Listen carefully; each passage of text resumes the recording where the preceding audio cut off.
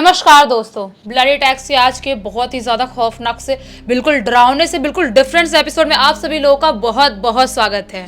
भाई आज का ये जो एपिसोड है ये बहुत ही ज़्यादा खौफनाक होने वाला है, क्योंकि आज का ये एपिसोड जुड़ा हुआ है एक ऐसे गांव से जो अपने आप में बहुत ही ज़्यादा अजीब है। पहले ही बता दूंगा तो मज़ा ख़राब हो जाएगा यार। शुरू से शुरुआत करते हैं।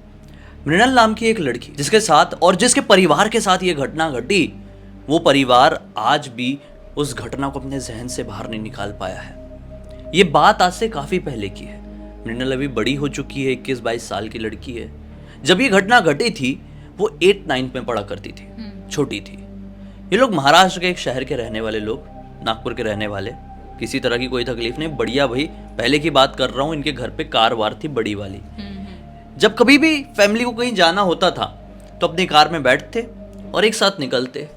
सेलिब्रेशन की बात हो, वेकेशन की बात हो या कोई फेस्टिवल की बात हो, सब मिलजुल के जाया करते, आया करते।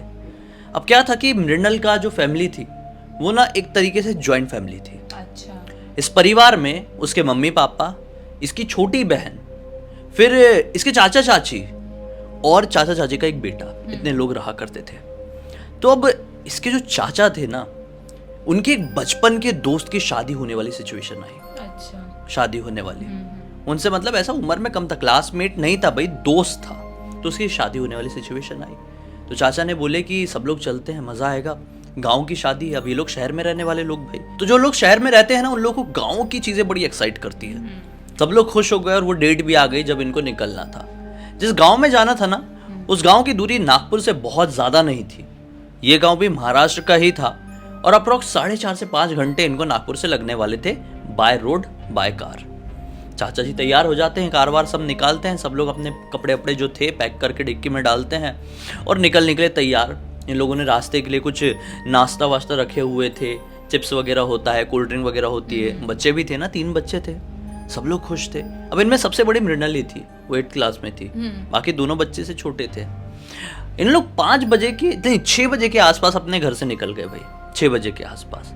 इनका ऐसा था कि अप्रोक्स 10 बजे के आसपास हम लोग पहुंच जाएंगे वहाँ पे, थोड़ा फास्ट चला लेंगे, क्योंकि रात में निकलेंगे तो रोड थोड़ी खाली मिल जाएगी, दिन में निकलेंगे तो रोड भरी हुई रहेगी और दिन में घर के काम वाम भी होते हैं। इन लोगों ने सोचे थे कि शादी वादी कंप्लीट करेंगे और फिर सुबह सुबह अर्ली मॉर्निंग हम लोग वापस से निकल कर यहाँ पर आ जाएंगे। इस वजह से इन लोग शाम के 6 बजे निकले। अब देखते ही देखते नागपुर सिटी को क्रॉस कर गए और ये लोग एंटर कर गए एक जंगली एरिया में, घाट वाला एरिया। निकल गए। बड़ा हाईवे टाइप का रूट, रास्ता समझ में नहीं आ रहा है। इस गांव में ना ही चाचा गए हुए थे और ना ही पापा गए हुए थे। दोनों को टेंशन, बच्चे भी टेंशन में, पत्नियां भी टेंशन में कि रास्ता जाए तो जाए कहाँ। अब रात हो चली थी तो लोग भी अब निकल नहीं रहे थे। इन लोगों ने पहले ये सोचे हुए थे कि पूछ पाछ के बढ़ जाएंगे, लेकिन पूरे रास्ते में तो कोई दिखाई नहीं दे रहा है। मैंने सोचा कि फिर भी चलाते चलाते कोई तो दिखेगा। फिर एक छोटा सा गाँव आया, बहुत कम घर थे, कोई भी बाहर नहीं था। टेंशन के साथ इस गांव को क्रॉस करने ही वाले थे कि अचानक से एक आदमी दिखाई दिया जो कि धोती पहना हुआ है और हाफ वाली जो बनियान होती है ना, वाइट वाली, वो पहना हुआ है, पतला सा था और सर में गमछा बांधा हुआ है, हाथ में लकड़ी और सामने चल रही है उसके 2 भैंसें। अच्छा। अब इन्होंने सोचे कि इतनी रात गई है, भैंस चरा रहे हैं क्या? शायद भैंस चरा के घर लौट रहा होगा। गाँव का बंदा है। कोई नहीं, उसके पास जाके गाड़ी रोकते हैं और उस बंदे से गांव का एड्रेस पूछते हैं। वो बंदा बताता है कि देखो आप सीधा सीधा जाओ, सीधा सीधा जाने के बाद 2 रास्ते आपको दिखाई देंगे, एक तिराहा जैसा है मतलब। तो एक रास्ता बिल्कुल सीधा चलेगा, वहां आपको जाना ही नहीं है। एक रास्ता ऐसा हल्का राइट की तरफ जाएगा। वो राइट वाला रास्ता सही तो है लेकिन वो बहुत लंबा पड़ेगा। एक और पतला सा छोटा सा रास्ता, कच्चा रास्ता दिखाई देगा। उसको देख के आपको लगेगा नहीं कि ये रास्ता है, लेकिन सच बताऊं उस रास्ते से ही जाना। उस रास्ते से आप आगे बढ़ोगे ना तो वहां पे आपको एक बहुत ही छोटा गांव मिलेगा। बस वो गांव मिल गया ना, बस फिर सब कुछ ठीक है। गांव को क्रॉस करना, एक नदी पड़ेगी, नदी को क्रॉस करोगे ना, मतलब ऐसा नहीं कि नदी के ऊपर से जाना है, नदी को क्रॉस करोगे ना साइड से, तो आप लोगों को आज जहाँ जाना है ना वो वाला गाँव मिल जाएगा।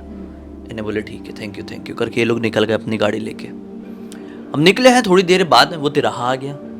अब इन्हें सोचे क्या करें, लंबा रास्ता पकड़े जो सीधा सीधा बढ़िया डामर रोड बनी हुई है अपनी, या फिर वो रास्ता पकड़े जो कच्चा दिखाई दे रहा है और बहुत ही ज़्यादा शॉर्टकट है। उन्होंने देखा कि भटक गए थे यार, टाइम बहुत ज़्यादा हो गया है, वहाँ पे बारात लग जाएगी। एक काम करते हैं, छोटा वाला रास्ता पकड़ लेते हैं। कच्चा है तो क्या हुआ, छोटा है, उसी से निकल जाएंगे।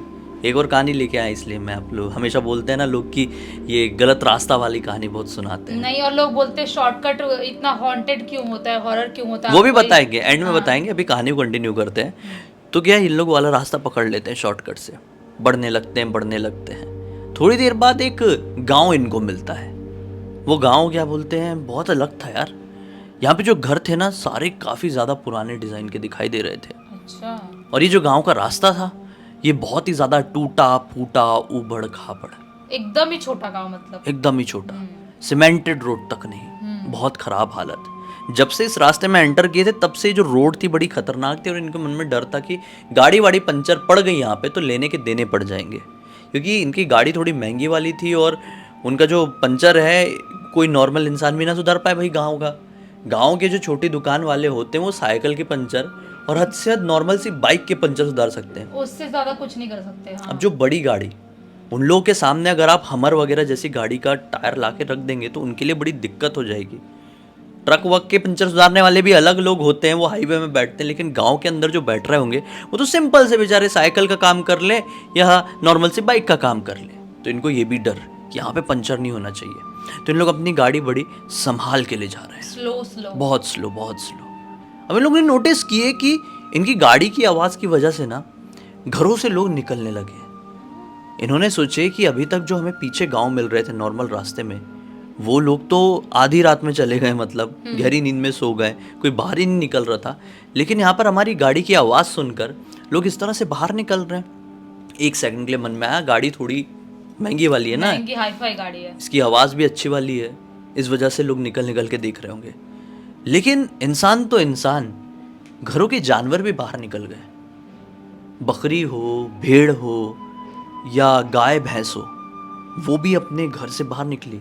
फिर लोगों ने सोचे कि लोग अपनी भैंसों को बांध के नहीं रखते हैं घर पे, वही तो बाहर निकल गई। कुत्ते बिल्ली सब रास्ते में आ गए, बच्चा बूढ़ा आदमी औरत सब।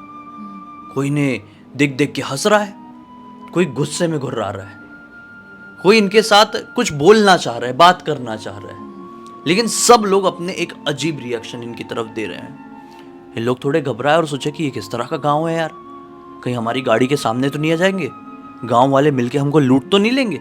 ऐसे तरह तरह के सवाल इनके दिमाग में चल रहे हैं। इन्होंने सोचा कि जल्दी यहाँ से निकालते गाड़ी। अपनी स्पीड बढ़ा दी, चाचा जी गाड़ी चला रहे थे, स्पीड बढ़ा दिए और आगे एक टर्न आया, टर्न लिए हैं और थोड़ी आगे बढ़े हैं और वापस से ये लोग उसी गांव में एंटर। वापस से दिमाग खराब हो गया, कैसे? हम तो सीधे गए हैं और सीधे जाने के बाद राइट टर्न लिए, उसके बाद हमने यू टर्न नहीं लिए, राइट टर्न नहीं लिए, और ये गांव वापस से कैसे रिपीट हो गया। लेकिन अभी ये गांव का मंजर बहुत अलग दिखाई दे रहा है। अभी जो गांव के पूरे लोग अपने घरों से निकलकर बाहर इन्हें देख रहे थे, एक जानवर मक्खी तक भी अब यहाँ पर कोई दिखाई नहीं दे रहा है। घर वही है, रास्ता वही है, सब कुछ वही है, लेकिन इंसान एक भी नहीं, जानवर पक्षी कोई भी एक भी नहीं, पूरी तरीके से सुनसान। अब जब ऐसी सिचुएशन किसी के सामने क्रिएट होगी तो कितना ज्यादा डरेगा, कोई भी डर जाएगा। सही बोली तुमने। ये लोग इतने ज्यादा डर गए कि मृणाल के पिताजी बेहोश हो गए डर के मारे, अच्छा। तुरंत बेहोश। दोनों औरतें घर की जोर जोर से रोने लगी और बच्चों की तो बात ही मत कहो, बच्चे भी बहुत डर गए, चक्कर वक्कर आने लगे बच्चों को। हिम्मत बची हुई केवल चाचा जी में, और जरूरी भी था, एक इंसान तो जरूरी है वैसे हिम्मत बांध के रखना, क्योंकि चाचा जी गाड़ी भी चला रहे थे। अगर ये भी अपना आपस जरूरत से ज्यादा खो देते तो पूरे परिवार के साथ क्या होता। आज पूरे परिवार की डोर चाचा जी के हाथ में थी, चाचा जी के स्टीयरिंग में थी। वो सोचते हैं कि अब जो कुछ भी हो मैं यू टर्न मारूंगा, क्योंकि अगर और आगे गए तो कुछ समझ में नहीं आएगा, क्योंकि कोई दिखाई भले अभी नहीं दे रहा था, लेकिन बाहर की तरफ से जोर जोर से रोने की और चीखने की आवाजें सुनाई दे रही थी। हाँ। तो डरा देने वाली बात यही थी कि अभी तक सब लोग बाहर थे, सब कुछ नॉर्मल था, फिर हम लोग एक टर्न लिए, फिर हम लोग वहीं पर एंटर किए और पूरी तरीके से सुनसान और ना जाने किसकी चीखने चिल्लाने की आवाजें सुनाई दे रही है। अब इसलिए लोग डर गए थे बहुत ज्यादा। इन्होंने सोचे कि आगे से यू टर्न मारते हैं और वापस वही तिराहे में जाते हैं। अब चाहे जितना भी टाइम लगे भाई, 3 दिन क्यों ना लग जाए गांव पहुंचने में, बारात खत्म होके विदाई भी क्यों ना हो जाए, लेकिन अब हम लंबे रास्ते से ही जाएंगे। अब उनको सेफ पहुंचना है, घर पे पहुंचना है कैसे भी। किस्मत से भगवान का नाम लिए, यू टर्न मारे और लगातार जोर जोर से बजरंगबली का नाम लेते हुए इन्होंने भगाए हैं, बिना पंचर की, बिना गड्ढों की सोचे। और भगाते भगाते किस्मत से इनको रास्ता दिख गया जहाँ से इन लोगों ने वाला टर्न लिए थे। वो तिराहे में पहुँचे और अब तक इनको ये जो पूरा घूमना घुमाना, ये जो टर्न था, उसमें 1 घंटे वेस्ट हो चुके थे। अब ये बाहर की तरफ आए और फिर वो जो लंबा रास्ता दिखाई दिया, उस रास्ते को पकड़ के पहुँचे भाई बारात में पहुँचे तो सब लोग इतने ज़्यादा डरे हुए। फिर बीच में रोक के इनको होश होश भी दिलाए थे, जो पिताजी बेहोश हो गए थे ना। डरे हुए सहमे हुए सब लोग बारात में पहुँचे तो इनके दोस्त आए जिनकी शादी थी, वो आए, बोले खाना वाना क्यों नहीं खा रहे हो? खाना कोई नहीं खा रहा था, सब लोग डरे हुए थे। तो उन्होंने अपने दोस्त को सारी बात बताया। अब दोस्त देखो कितना अच्छा, सारी चीज़ें मैनेज करके, मतलब ऐसा नहीं कि चल के आया, भाई बारात है उसकी भी, दोस्त की भी। जब ये लोग दोस्त के पास गए तब पूछे दोस्त ने कि बड़े परेशान से दिख रहे हो। तब उसने बताया कि भाई तुम लोग क्या बात कर रहे हो, तुम लोग उस गांव में चले गए थे क्या? बोले हाँ, क्या बात हुई? बोलता है कि जो दूल्हा है ना, वो बोलता है कि जाओ जाके मेरे छोटे भाई को एक बार ये बात बताओ, छोटे भाई को पूरी बात बताओ, वो बताएगा क्या मैटर है। क्योंकि ये दूल्हा बना बैठा है यार, इसकी शादी है, अब ये इतनी बात करेगा तो फिर तो हो गया ना, फिर तो ये तो यही बताता ना। अब वो लोग जाते हैं छोटे भाई के पास, दूल्हे के। दूल्हा का छोटा भाई भी इनको बहुत अच्छे से जानता था, पूरे परिवार को, क्योंकि बचपन के दोस्त थे ये लोग। तो अब वो बताता है कि तुमने बहुत बड़ी गलती कर दी है भाई, वो वाला रास्ता पकड़ के तुमको बताया किसने उस रास्ते में जाओ भला? तो इन लोगों ने बताया कि ऐसा ऐसा एक चरवाहा मिला था, उसने बताया है।